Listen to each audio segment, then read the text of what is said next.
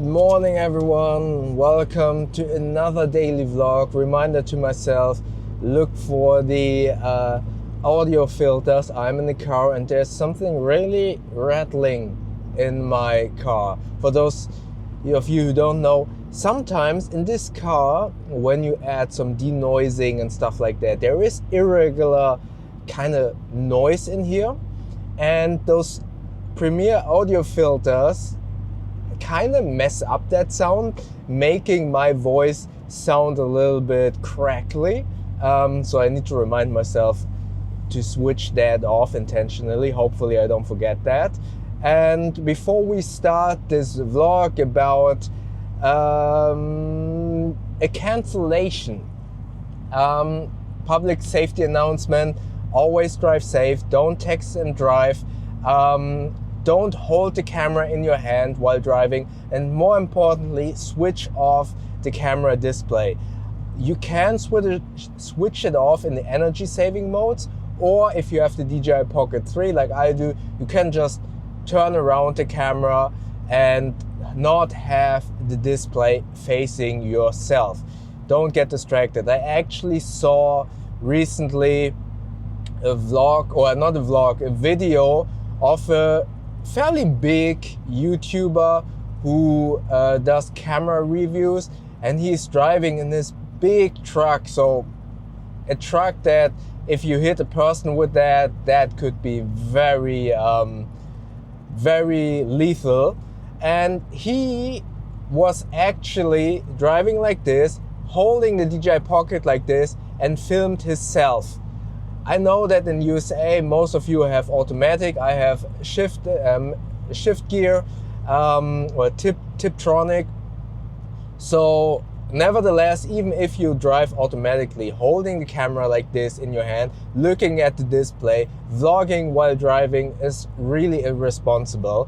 And yes, you could argue what I'm doing now is also not 100% safe, but as I said, switch off the display. I treat it as if you and I were talking on the speakerphone. But if you are intentionally vlogging, if you are always looking into the camera and then also holding it like this while driving, I feel like that is a very unsafe and irresponsible thing to do. And honestly, I kind of lost a little bit respect for that reviewer, because I felt like he was also, as far as I was able to see, also sometimes on the highway, and yeah, I didn't like that at all. So I really want to say, please always drive safe. It is definitely not worth it. And as I said, if you still consider filming, then it would be easy just to get like a small little mount. Maybe check out the video in the description or info tab above, where I kind of showed you how I mount the DJI Pocket in my car. It is actually fairly easy, and the investment that you do to kind of buy that little magic arm is actually worth it. All right, so now with that out of the way, you probably have seen a couple of my vlogs already where I showed you a couple of parts of editing workshop that I was supposed to do. Unfortunately, and this is the world we're living in right now, economy isn't great, and freelancers have to struggle like I, but also companies have to kind of look at their budget and have to kind of evaluate what's worth it and what's not.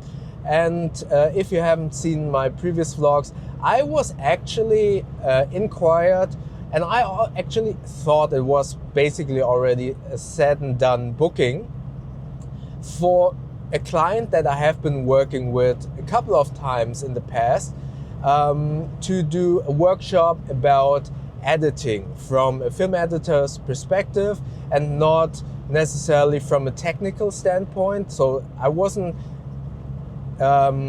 inquired for a technical workshop where I explain Premiere, but rather from a creative standpoint. So it was actually a match made in heaven, because I have been working with them in the past, and I would be able to kind of communicate exactly what would help the creatives to create their stories, their campaigns and stuff like that. Unfortunately, like most companies, as I said, economy isn't great. They also have to look at the budget. And while that company isn't a small company, and from my perspective, from the perspective of the producer, would still have enough money to kind of book me for that workshop, the accountants still had to evaluate their budget and think if that would be a reasonable expense. And from a creative standpoint and from a future perspective standpoint, the expense of hiring me as a teacher in that moment would be very justifiable. However, they obviously only see the numbers, and they said like, oh, why are we booking someone from the outside? We have editors working internally. Why can't they do the workshop?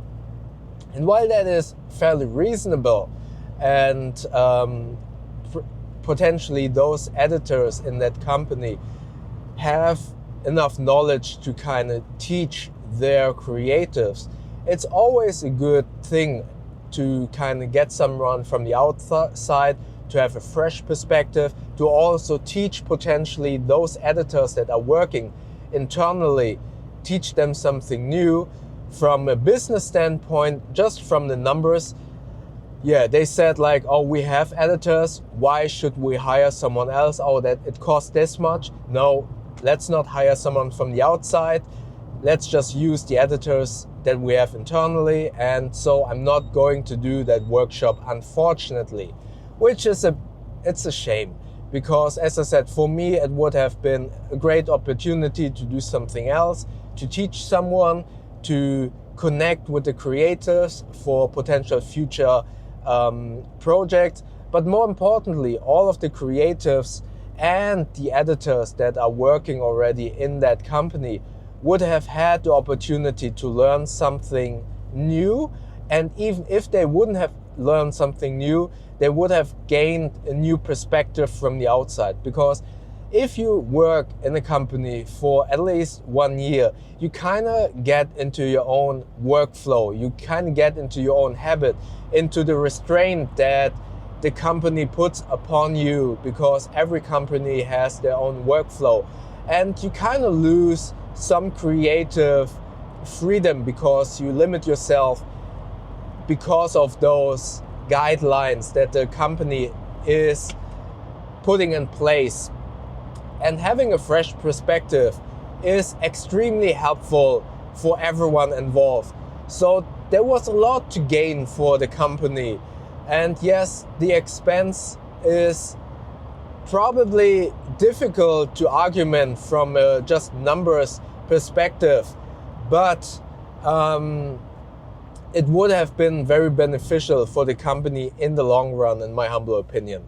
So it's a shame that I am not able to do that workshop. I'm not able to kind of teach that stuff to those creatives, and I'm actually quite sad about that.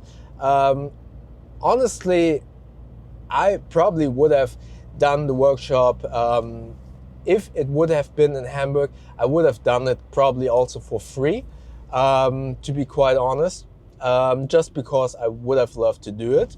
But obviously the workshop isn't just a workshop, but it's also travel expenses. But more importantly, it wouldn't have been just one day, but multiple days, because I had to research everything. So if it would have been just 1 or 2 hours here in Hamburg, then I probably would have done it for free. But yeah, with everything involved, I understand that the cost for some of the accountants was, considering they have editors internally, a little bit too high. And so yeah, it's a shame. I'm kind of sad. That being said, I will probably still continue doing these vlogs about editing tips and tricks, because I felt like I can share that. Not many of you have been watching those, but still, I think it's good to have them here on YouTube. It's also good for me to kind of practice explaining stuff that I'm doing in a, let's say, teachable piece of content that maybe is an evergreen. Maybe someone in the future will look up J and L cuts or match cuts and find my video and might potentially find that helpful. I'm not sure. I kind of promised in one of the videos that I would kind of include visuals because I was under the impression, okay, once I finish this workshop and have all of the visuals prepared for that workshop, I can also utilize them here on YouTube. Honestly, I'm not sure if I'm going to do a research and create all of those visuals. So I will probably continue doing these vlogs and I will kind of explain them in a speaking manner, but probably not include visuals because they are quite difficult to find or to create. Not sure yet, but I don't want to kind of promise that I will do visuals and then not deliver. So, but I will continue doing those vlogs and showcase and explain everything that I know and that I would have had explained in that workshop. Yeah, but it's kind of sad.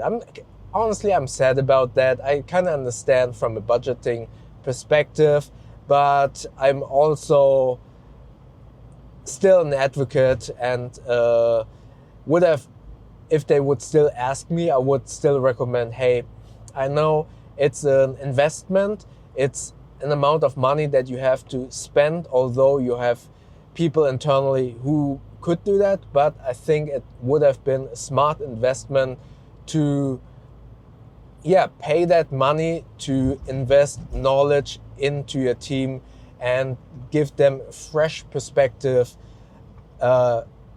give the creatives the knowledge they need to make the videos or the campaigns, and give the editors who potentially already know that kind of stuff, give them a fresh perspective that they might need. So yeah, that would have been my argument to book me. But yeah, it's sad, but I'm pretty sure in the future maybe I will have the opportunities to teach this kind of stuff to a couple of people who would be interested in that. And yeah, I'm still offering this one-on-one coaching on my channel, on my Patreon. Maybe some people in the future think, oh, I could benefit from that, and let's book Bo for that. But I will give all of this knowledge. I will continue to give this knowledge for free on this channel with a couple of more vlogs, because obviously I've already brainstormed a couple of more topics that I would have loved to teach in that workshop, but I will kind of share here on this vlog. All right, that was the vlog about this workshop and how it did not come into fruition. And maybe check out the playlist all about these vlogs, the topics that I wanted to share. I already made a few of them. You can watch it up here. YouTube thinks that you like the video down here. And don't forget to subscribe and helping me to get to 1,000 subscribers by clicking the button up here. Drive safe, and I see you tomorrow. Thank you very much.